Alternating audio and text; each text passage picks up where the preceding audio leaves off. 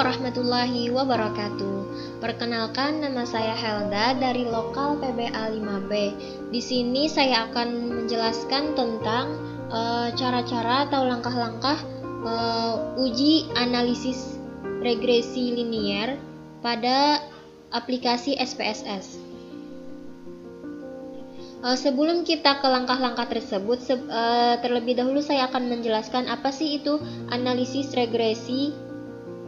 Nah, analisis regresi itu adalah peramalan suatu proses memperkirakan secara sistematis tentang apa yang paling mungkin terjadi di masa yang akan datang berdasarkan informasi masa lalu dan sekarang yang dimiliki agar kesalahannya itu dapat diperkecil.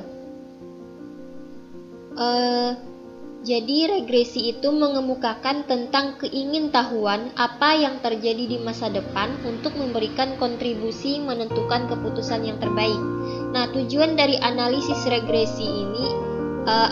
regresi sederhana ini bertujuan untuk mengetahui pengaruh dari suatu variabel terhadap variabel lainnya. Pada analisis regresi, suatu variabel yang mempengaruhi itu disebut dengan variabel bebas atau independent variabel, sedangkan variabel yang dipengaruhi disebut dengan variabel terikat atau dependent variabel. Nah, untuk lebih jelasnya, sekarang kita masuk ke SPSS. Pada variabel view itu bisa kita langsung isi pada kolom name, yaitu bisa kita ketik responden,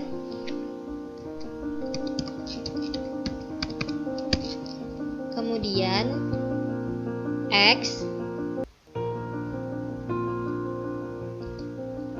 kemudian Y. Nah, seperti biasa pada kolom-kolom tertentu, yaitu pada kolom desimal kita ubah menjadi 0 supaya hasilnya itu lebih mudah dibaca.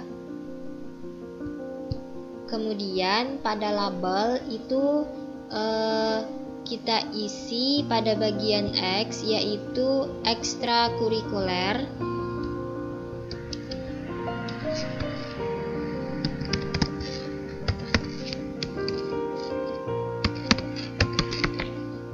Kemudian pada kolom Y kita isi dengan prestasi.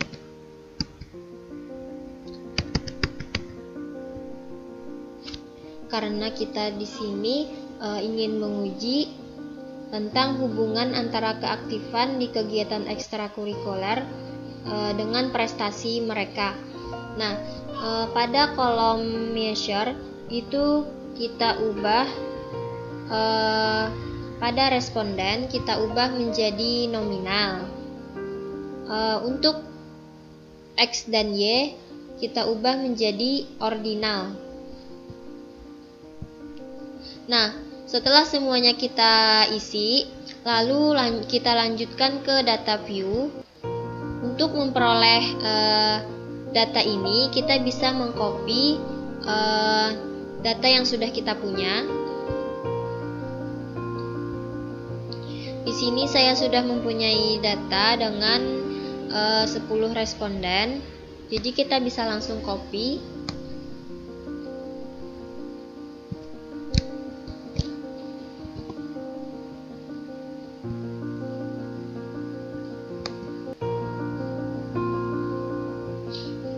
Nah, setelah itu lalu kita klik analyze. Karena kita ingin uji regresi sederhana, lalu kita pilih regresi, kemudian linier. Nah, selanjutnya untuk ekstrakurikuler, karena ini X, kita masukkan ke variabel independen atau variabel bebas. Kemudian untuk prestasi kita masukkan ke dependen atau variabel terikat. Nah, selanjutnya kita klik statistik di sini.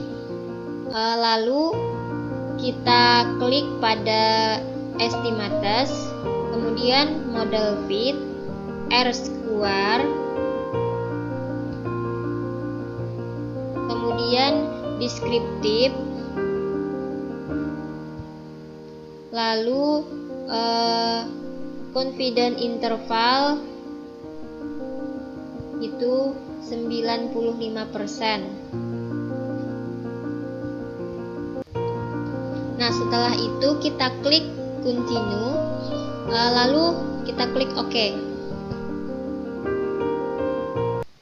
Nah, di sini sudah muncul output hasil uji regresi linear sederhana. Di sini ada beberapa tabel. Pada tabel yang pertama yaitu deskriptif statistik. Di sini menyatakan jumlah responden itu ada 10 orang. Kemudian untuk mean atau rata-rata prestasi itu sebesar 40,2 dengan standar deviasi 5,007. Kemudian untuk ekstrakurikuler itu mean rata-rata 31,90 dengan standar deviasi 5,425.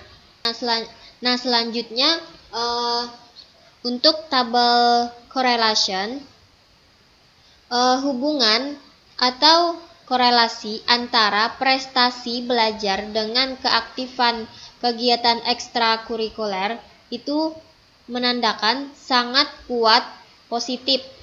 Nilai R sebesar 0,938. Positif artinya searah, maksudnya semakin tinggi prestasi belajar siswa, maka semakin aktif dalam kegiatan ekstrakurikuler. Begitu juga sebaliknya. Nah, untuk variabel entered atau removed, tabel ini menginformasikan bahwa variabel keaktifan dan ekstrakurikuler itu berhasil dimasukkan atau entered. Tidak ada variabel yang dikeluarkan dan metodenya itu metode enter. Nah, selanjutnya untuk tabel model summary, pada tabel ini R atau korelasi sebesar 0,938 menunjukkan hubungan prestasi belajar dengan keaktifan ekstrakurikuler itu sangat kuat positif. Nah, kemudian untuk R square atau korelasi coefficient itu sebesar 0,879 atau 87,9%. Nah, nilai ini menunjukkan kontribusi yang disumbangkan X kepada Y, sehingga sisa 12,1% itu dipengaruhi oleh faktor lain. 12,1% itu sisa dari 87,9% ini. Nah, jadi sisa 12,1% itu dipengaruhi oleh faktor lain. Nah, untuk tabel ANOVA ini yaitu pada tabel ini perbandingan antara F hitung dan F tabel serta sig dan alfa. Untuk F hitung sama dengan 58,137 itu lebih besar dari F tabel sama dengan 5,32. Nah, maka dari sini dapat disimpulkan maka H0 ditolak dan HA diterima.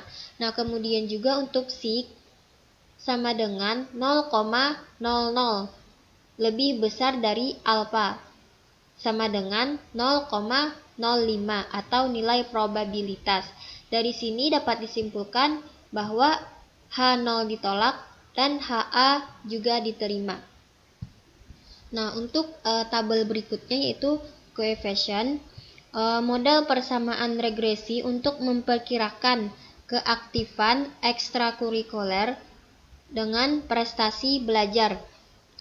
3/4 jika seorang siswa tidak aktif di ekstrakurikuler atau X sama dengan 0, maka diperkirakan tingkat prestasinya itu sebesar 12,6.